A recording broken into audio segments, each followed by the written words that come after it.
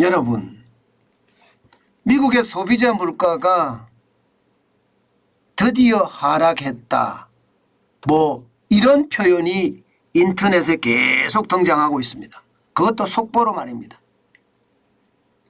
우리 시간으로 따지면 어제 저녁이죠. 미국 시간으로 따지면 낮이겠지만 말입니다. 소비자 물가지수, 다시 말해서 CPI가 발표가 됐는데 이게 전달 대비해서 7월 소비자 물가 하락폭이 무려 0.6%포인트나 떨어졌습니다. 그러면 전달이면 6월이잖아요.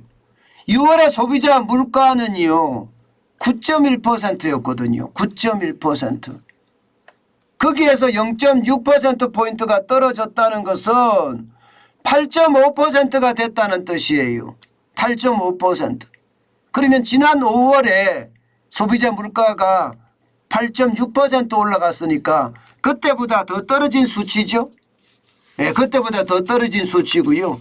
지난 3월에 소비자 물가가 8.5%가 올라갔었는데 그때하고 지금 맞먹는 수치입니다. 게다가 8.5%라는 수치는 여러분에게 제가 말씀을 드렸죠. 시장 전망치가 얼마다? 8.7%였습니다. 시장 전망치보다가 지금 오히려 0.2%포인트 낮게 떨어졌습니다. 그러니까 야 이거 봐라. 이제 물가 정점 지난 거 아니야? 뭐 시장은 당연히 그렇게 읽을 수밖에 없는 거예요. 사실 코로나19가 대유행하기 시작하면서 지난 2년 동안 지금 인플레이션에 대한 고통 엄청났잖아요.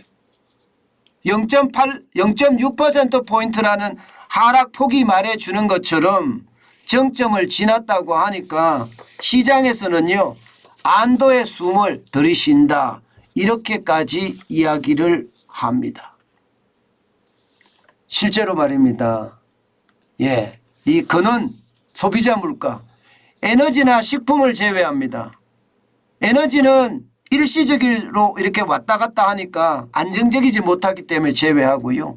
식품도 마찬가지입니다. 계절별로 굉장히 다르기 때문에 제외합니다. 그것을 제외하고 그는 어떤 되는 소비자 물가 지수도 5.9%입니다. 7월에.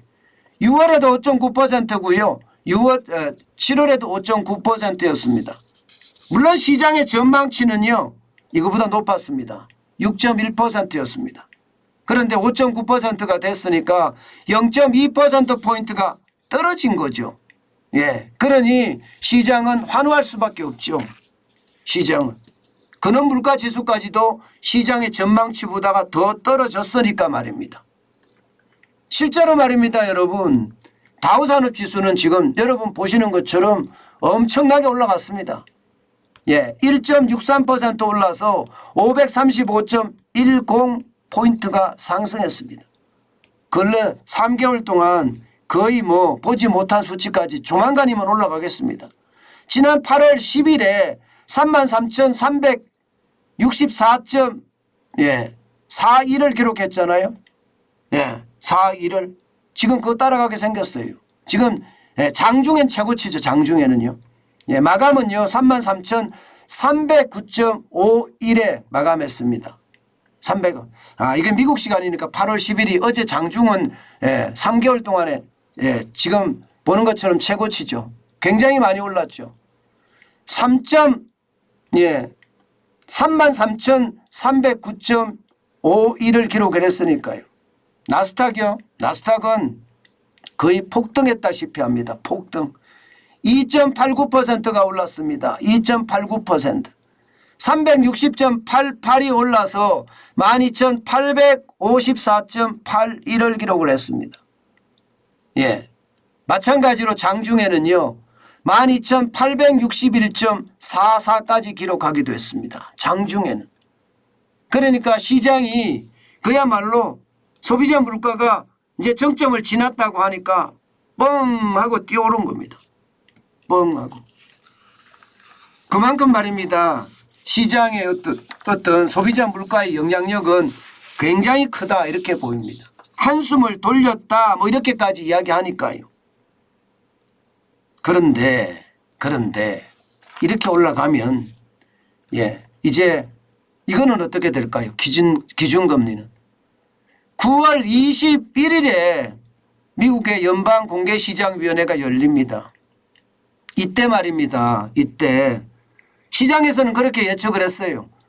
0.75% 지난 6월에처럼 지난 7월처럼 자이언트 스텝을 단행을 할 거다 이렇게 예상은 했으나 여러분 소비자 물가지수가 0.6%포인트 떨어지고 나니까 시장의 분위기는 좀 바뀝니다. 빅스텝으로 가겠다. 0.5% 정도 올리는데 그치겠다. 뭐 이렇게 지금 흐름을 보이고 있습니다. 아마도 9월에 자이언트 스텝까지는 가지 않겠다 이런 생각 많이 든다고 생각을 합니다. 그런데 여러분 그런 데가 여기서 굉장히 중요합니다. 왜 그런 데가 중요하냐면요. 바로 이겁니다. 이거. 그는 소비자 물가 지수 말입니다. 6월하고 7월하고 지금 똑같습니다. 5.9%. 시장의 예측치보다는 0.2%포인트 떨어졌다고 하지만 6.1%로 갈 거라고 예상을 했거든요. 그런데 5.9%를 지켜낸 것도 사실 물가가 앞으로 계속 떨어질 거냐 이렇게 예상하기는 완전히 100% 그렇지는 않을 수도 있다 이렇게 예상을 합니다. 왜냐하면 지금 현재까지 떨어지는 게 에너지 가격이 많이 올랐습니다. 4.6% 올랐고요. 그러니까 휘발유 가격이 7.7%가 올라가는 거 당연하지 모르겠습니다. 식품도 많이 올랐습니다. 1.1%. 그러니까 이게 지금 에너지를 빼고 식품을 빼고 나니까 CPI 근원 CPI가 5.9%니까 이 수치가 이게 적은 수치는 아니라는 거예요. 5.9%라는 자체도 높을 뿐만 아니라 이게 앞으로 에너지의 어떤 변동의 요소 아직 많다는 겁니다. 아직은. 또 여기에다가 경기 침체에 대한 요소 또 이것도 많다는 겁니다.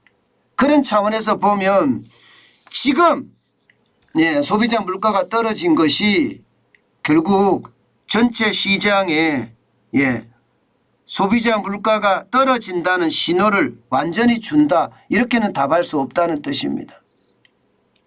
아직 지금 8월 소비자 물가는 뭐 유가가 떨어졌으니까 또 실제로 식료품 가격이 좀 떨어졌으니까 그렇게 될 수 있다고 이야기는 하지만 계속해서 이렇게 떨어지리라 이렇게는 장담 못한다는 뜻입니다.